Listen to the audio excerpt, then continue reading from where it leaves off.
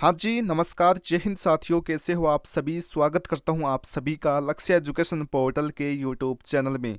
तो साथियों, जैसा कि आप सभी को पता है, अपना हिंदी अनिवार्य हिंदी कंपलसरी का जो पेपर है वो 19 फरवरी को होने जा रहा है। साथियों, आज के इस वीडियो सेशन में हम उस पेपर को देखेंगे और अच्छे प्रकार से साथियों इस पेपर को हमें तैयार है वो कर लेना है। 100% साथियों इसी पेपर में से आपको क्वेश्चन है वो ईजिली आपको देखने को मिल जाएंगी।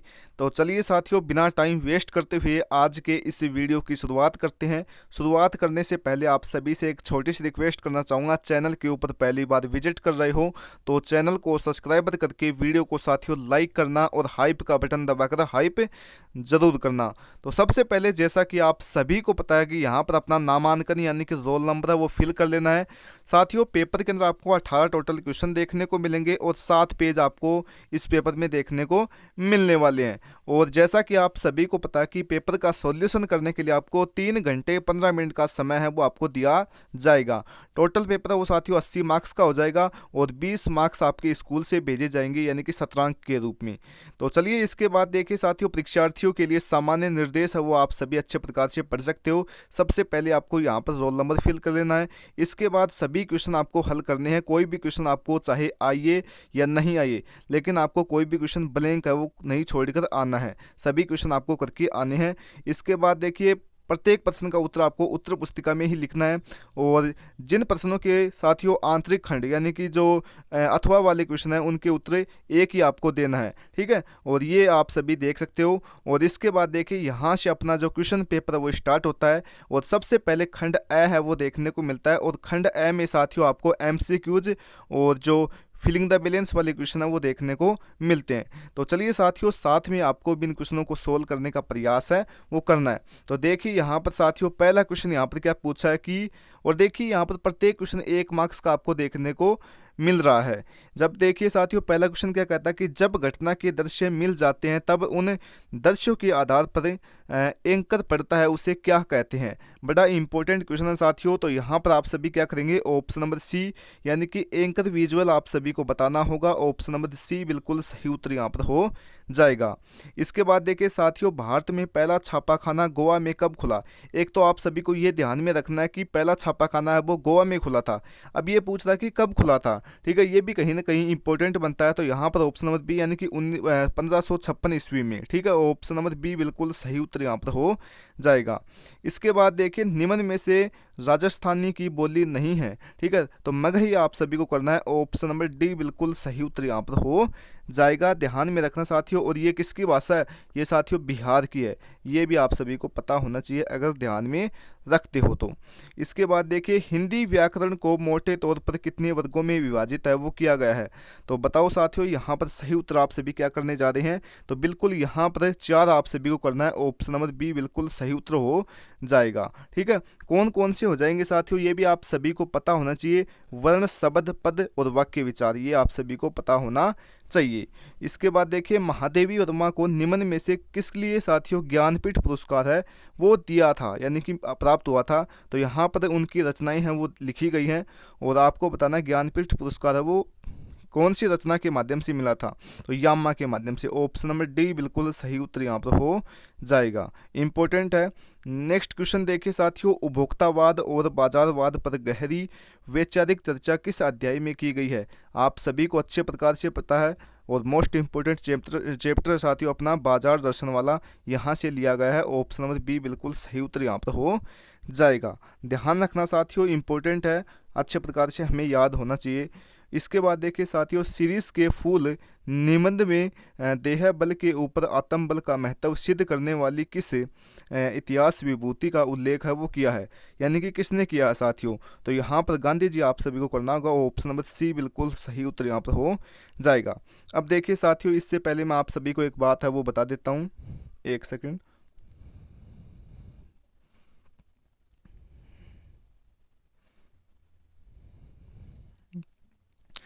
देखिए साथियों, अगर आप सभी साथी भी बिल्कुल फ्री में टेस्ट देना चाहते हो तो आप सभी को हमारे टेलीग्राम चैनल से जुड़ जाना है। बिल्कुल साथियों, 8:15 बजे से रोजाना साथियों अपने चैनल के माध्यम से बिल्कुल फ्री में साथियों टेस्ट है वो आपको उपलब्ध है, वो करवाए जा रहे हैं। जैसा कि पता है कि आपको भूगोल का पेपर हो चुका है, वहाँ पर इतिहास के आप सभी को देखने को मिल जाएंगे, राजनीति विज्ञान और हिंदी अनिवार्य हिंदी साहित्य की जो टेस्ट सीरीज है वो आपको देखने को मिल जाएगी, जो कि साथियों बिल्कुल फ्री होने वाले है। कोई भी आपसे चार्ज है वो नहीं लिया जाता है। तो आप सभी को कुछ नहीं करना है, आज ही अपने फ़ोन में टेलीग्राम ऐप को डाउनलोड करना है और वहाँ से अपने चैनल को ज्वाइन करना है। या तो आप सभी सीधे टेलीग्राम में जाकर के सर्च कर सकते हो @लक्ष्य एजुकेशन पोर्टल, या साथियों हमारी इस वीडियो के नीचे डिस्क्रिप्शन बॉक्स में लिंक है वो आपको प्रोवाइड है, वो करवा दिया गया है, वहाँ से भी आप सभी जाकर के ज्वाइन हो सकते हो। अब देखिए साथियों, अगर आप सभी हमारे इस टेलीग्राम चैनल को ज्वाइन करते हो तो इसके अतिरिक्त आप सभी को बता देता हूँ, यहाँ पर हिंदी कंपलसरी की, ठीक है, हिंदी कंपलसरी के साथियों यहाँ पर 2010 से लेकर के साथियों 2025 तक की, ठीक है, प्रीवियस ईयर पेपर, ठीक है, प्रीवियस ईयर पेपर साथियों यहाँ पर अपलोड है वो कर रखे हैं। जैसे कि साथियों भूगोल के भी अपलोड थे, पेपर हो चुका है, इतिहास के भी अपलोड कर रखे हैं, पॉलिटिकल साइंस के भी अपलोड हैं, हिंदी कंपलसरी के भी अपलोड हैं, हिंदी लिटरेचर के भी अपलोड हैं। तो सभी के आप सभी जाकर के देख सकते हो, 2010 से लेकर के 2025 तक के सभी प्रीवियस ईयर पेपर। साथ के साथ साथियों यहाँ पर टॉपर की कॉपी भी आप सभी को देखने को मिल जाएगी। और जैसा कि मैंने आप सभी को बताया कि यहाँ पर रोजाना 8:15 बजे आपको टेस्ट देना होता है, तो वो भी आप सभी दे सकते हो। और इसके साथ साथ साथियों उस टेस्ट में आपकी कौन सी रैंक आती है वो भी आप सभी को देखने को मिलेगी, और क्रम वाइज रैंक और आपके कितने अंक प्राप्त हुए वो भी आप सभी को देखने को मिल जाएगा लास्ट 5 मिनट के अंदर, ठीक है। तो ये साथी आप सभी देख सकते हो और कुछ नहीं करना। बाकी देखिए यहाँ पर और भी महत्वपूर्ण जो PDF वगैरह होती हैं वो वहाँ पर अपलोड कर रखी हैं, और जो RBSC बोर्ड या कोई भी शिक्षा से संबंधित महत्वपूर्ण अपडेट होती है वो आपको हमारे टेलीग्राम चैनल के माध्यम से प्रोवाइड है, वो करवा दी जाती है। तो कुछ नहीं करना साथियों, आज अपने फ़ोन में टेलीग्राम ऐप को डाउनलोड करना है और वहाँ से अपने इसे टेलीग्राम चैनल को ज्वाइन कर लेना है, और आप इस टेस्ट का फ़ायदा ले सकते हो और ये प्रीवियस ईयर पेपर है वो देख सकते हो, सोल्व भी कर सकते हो। अब आगे बढ़ते हैं साथियों, अपन देखिए यहाँ पर 8वां क्वेश्चन देखिए क्या कहता है कि रामदास नामक कविता आधुनिक हिंदी कविता की महत्वपूर्ण रचना मानी जाती है, जिसके रचनाकार है, ठीक है, रामदास की बात कर रहा है। तो यहाँ पर सही उत्तर की बात करें तो साथियों हो जाएगा ऑप्शन नंबर ए, जो रघुवीर साई जी हैं वो हो जाएगा ऑप्शन नंबर ए। और जिनकी साथियों अपने सिलेबस के अंदर कैमरे में बंद अपाहिज कविता है वो दी गई है।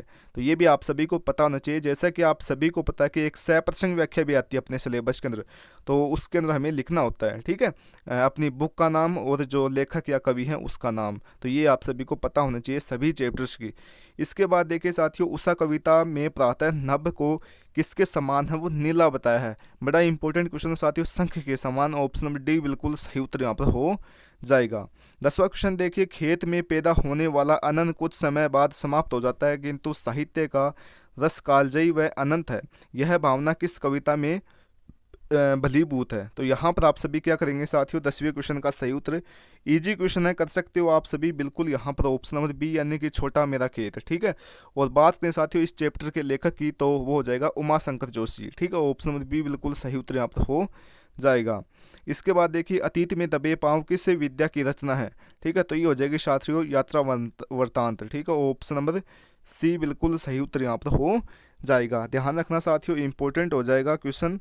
अगले क्वेश्चन की बात करते हैं। 12वां क्वेश्चन देखिए यहाँ पर क्या कहता है कि आधुनिकता की ओर बढ़ता हमारा समाज एक और नई उपलब्धियों को समेटे हुए तो दूसरी ओर मनुष्य को मनुष्य बनाए रखने वाले जीवन मूल्य घिसते चले जा रहे हैं, पंक्ति किस रचना का अंश है, ये आपसे पूछ रहा है। तो बिल्कुल साथियों यहाँ पर आप सभी क्या उत्तर करेंगे, ऑप्शन नंबर सी यानी कि सिल्वर वेडिंग आप सभी को बताना होगा। मोस्ट इंपॉर्टेंट क्वेश्चन हो जाएगा, स्टार कर लीजिए साथियों, ठीक है।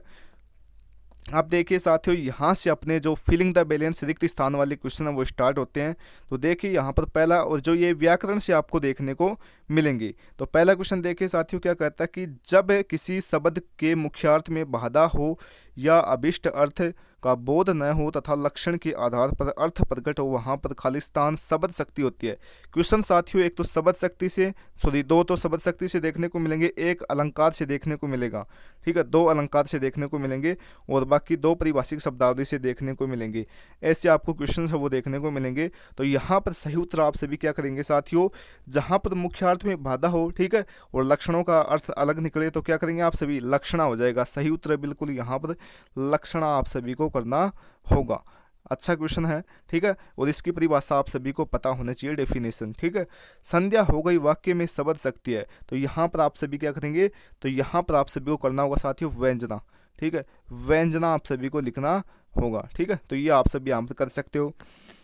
इसके बाद देखिए, चारू चंद्र की चंचल किरणें खेल रही जल थल में पंक्ति में खालिस्तान अलंकार है। यहाँ पर अलंकार आप सभी को बताना है, तो कौन सा अलंकार हो जाएगा साथियों, अनुप्रास अलंकार, ठीक है, अनुप्रास अलंकार हो जाएगा। अनुप्रास अलंकार कहाँ पर होता है, जहाँ एक ही वर्ण की बार बार आवृत्ति होती है वहाँ पर क्या होता है, अनुप्रास अलंकार होता है। तो ये आप सभी को ध्यान में रखना है।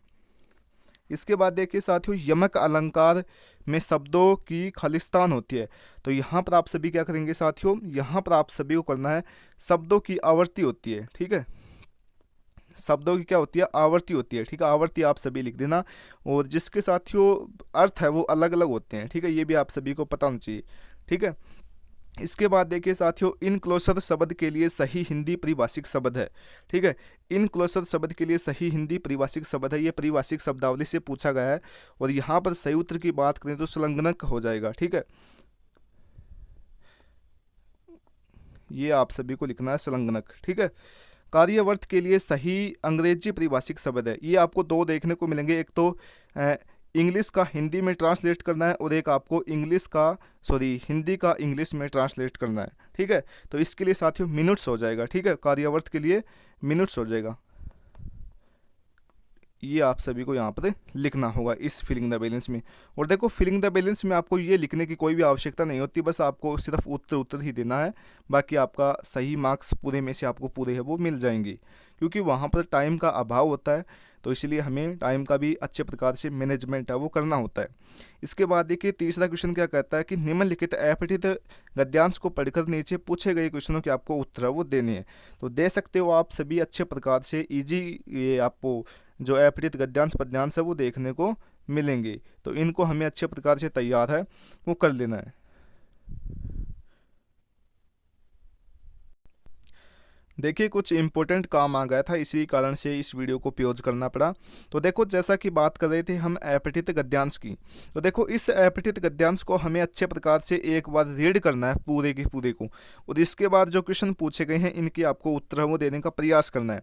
जैसा कि इसको जब आप अच्छे प्रकार से पढ़ोगे तब आपको पता लगेगा कि इसमें किस चीज़ के बारे में बात हो रही है, ठीक है। तो ये आप सभी कर लेना, कोई दिक्कत वाली बात नहीं, ईजी ही क्वेश्चन आपको देखने को मिलेंगे इसमें, तो ठीक है। बाकी आप क्लास 12th के स्टूडेंट हो तो ये आपको आना भी चाहिए, ठीक है, जैसा कि आप सभी ने इंग्लिश में भी किया है, ठीक है, तो उसी प्रकार से आपको हिंदी में भी करना है। यहाँ पर मैं आपको अगर सोल्व करवाऊंगा तो टाइम आपका वेस्ट होगा, और वैसे आप सभी कर सकते हो, ठीक है।